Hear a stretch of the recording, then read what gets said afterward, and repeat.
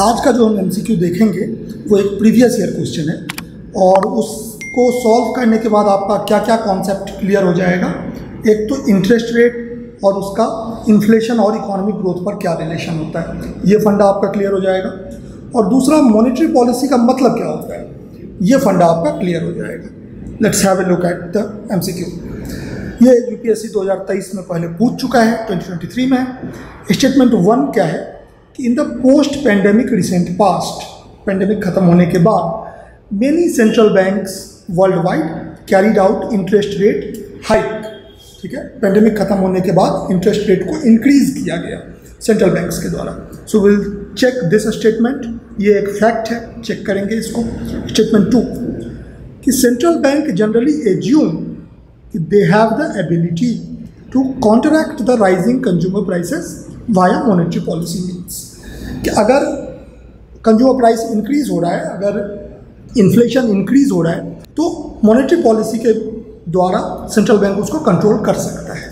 ये दो स्टेटमेंट है, सही है या गलत है, और क्या स्टेटमेंट 2 स्टेटमेंट नंबर 1 को जस्टिफाई करता है, हम देखेंगे। ठीक है, एक एक करके देखते हैं, फंडा आपको क्लियर हो जाएगा। Statement number 1.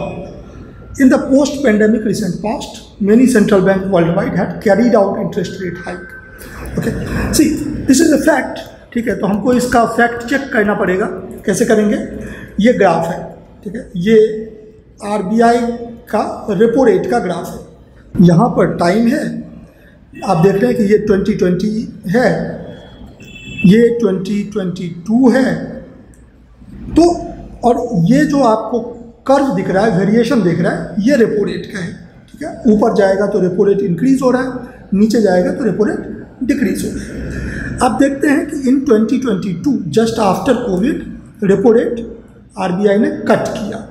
ठीक है, और उसके बाद for some time RBI repo rate को होल्ड किया। RBI kept repo rate at same low level and then sometime in 2022 RBI started increasing the repo rate। ठीक है, रेट को हाइक करना शुरू किया sometime in between 2022। ठीक है, मतलब ये स्टेटमेंट 2 है कि पोस्ट पेंडेमिक 2022 में इंटरेस्ट रेट हाइक किया गया। नॉट जस्ट आरबीआई, अगर आप यूएसए के फेड का देखेंगे तो here also you will see कि just after pandemic there was cut in interest rate, then that reduced rate was maintained for a while, and then post pandemic in 2022 interest rate hike हुआ। ठीक है, तो ये फंडा clear. तो इसका मतलब स्टेटमेंट नंबर 1 तो ट्रू है, करेक्ट है, इसको ध्यान रखिएगा। नाउ इसका थोड़ा सा डिटेल में कॉन्सेप्ट देख लेते हैं, जिससे कि आपका न सिर्फ ये PYQ जो है या MCQ जो है आपका सही हो, बल्कि और भी कोई जो MCQ हो जो इस कॉन्सेप्ट पर बेस्ड हो वो भी सही हो जाए। ठीक है, एक MCQ के अंदर बहुत सारे MCQ छुपे होते हैं। लेट्स सी, अभी हम देखेंगे कि इंटरेस्ट रेट का जो इंटरेस्ट रेट है उसका रिलेशन इन्फ्लेशन के साथ क्या है, और उसका रिलेशन जो है वो इकोनॉमिक ग्रोथ के साथ कैसे है। What action RBI may take, RBI क्या एक्शन लेगी if economy is in recession या इकोनॉमिक ग्रोथ स्लो है। अगर इकोनॉमी रिसेशन में है या ग्रोथ रेट स्लो है तो इसका सॉल्यूशन क्या है, टू इंक्रीज मनी सप्लाई। लोगों के पॉकेट में पैसा होगा या इन्वेस्टर्स के पास, टाटा के पास, अंबानी के पास, अडानी के पास पैसा होगा तो वो इन्वेस्ट करेंगे, जिससे कि इकोनॉमी ग्रो करेगा, रिसेशन से बाहर आएगा। ठीक है, ये तो बेसिक फंडा हो गया। But how increase money supply, कैसे? तो by cutting the interest rate. Clear? अगर आरबीआई इंटरेस्ट रेट को कट करेगा तो इससे लोन जो है वो सस्ता हो जाएगा। आप भी ज़्यादा लोन लेकर के धूमधाम से अपना जो भी फंक्शन होगा वो मनाएंगे, ज़्यादा बार मार्केट जाएंगे, और इन्वेस्टर जो है वो भी ज़्यादा लोन लेकर के इन्वेस्ट करेगा। So that's 1 point. अगर इकोनॉमी रिसेशन में है तो इंटरेस्ट रेट को आरबीआई कट करेगा। If economy is facing high inflation, opposite case है कि इकोनॉमी जो है वो बहुत हाई इन्फ्लेशन हो रहा है। हाई इन्फ्लेशन हो रहा है तो इसका सॉल्यूशन क्या है, रिड्यूस मनी सप्लाई। इन्फ्लेशन क्यों होता है? अगर मनी सप्लाई हाई हो जाता है तो फिर इन्फ्लेशन होता है। आपके पॉकेट में ज़्यादा पैसा है, आप ज़्यादा बाजार जा रहे हैं, डिमांड बढ़ रहा है, तो इन्फ्लेशन हो रहा है। तो इसका सॉल्यूशन है कि मनी सप्लाई घटाना है। कैसे घटाना है भाई? तो again by increasing the interest rate. आप इंटरेस्ट रेट को अगर आरबीआई इंक्रीज कर देगी, इससे लोन जो है वो कॉस्टली हो जाएगा, तो इन्फ्लेशन खुद ब खुद कम हो जाएगा, ठीक है, क्योंकि डिमांड घटेगी। तो ये बेसिक फंडा था।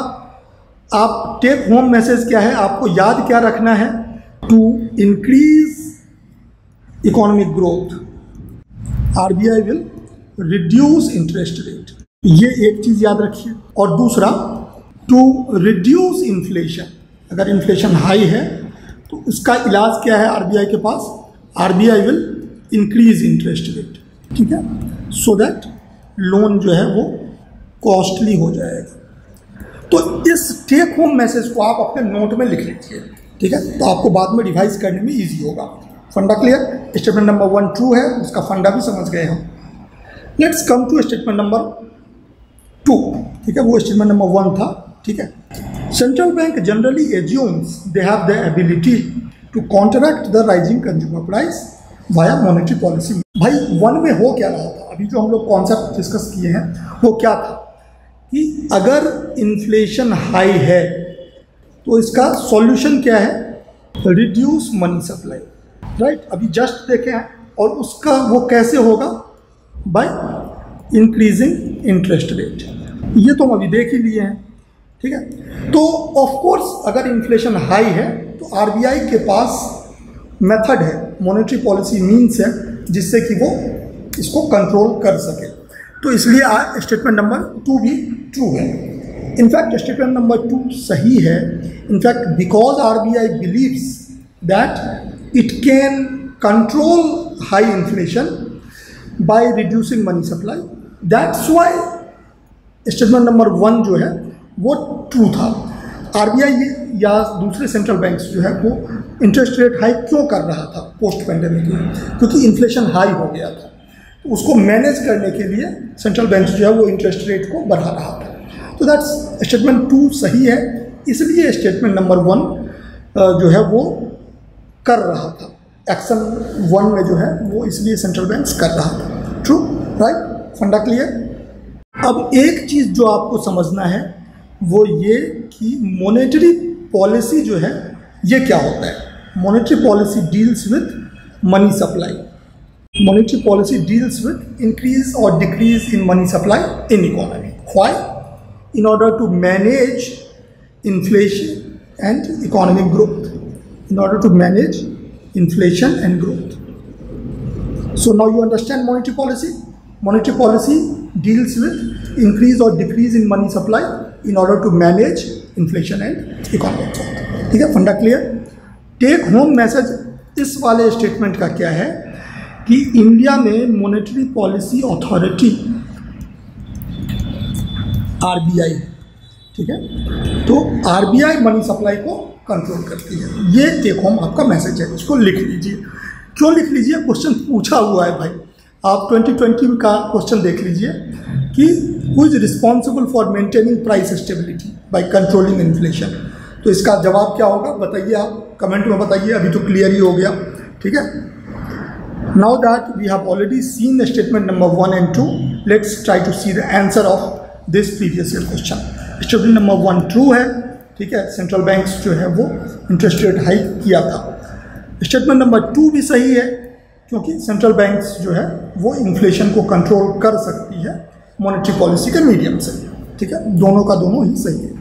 और स्टेटमेंट नंबर 2 सही है, इसलिए ही तो सेंट्रल बैंक्स इंटरेस्ट रेट को हाइक कर रही थी, राइट। सो दिस स्टेटमेंट कि both 1 and 2 are correct and 2 is the correct explanation of 1, ये सही है। इसका आंसर हो गया A, ठीक है।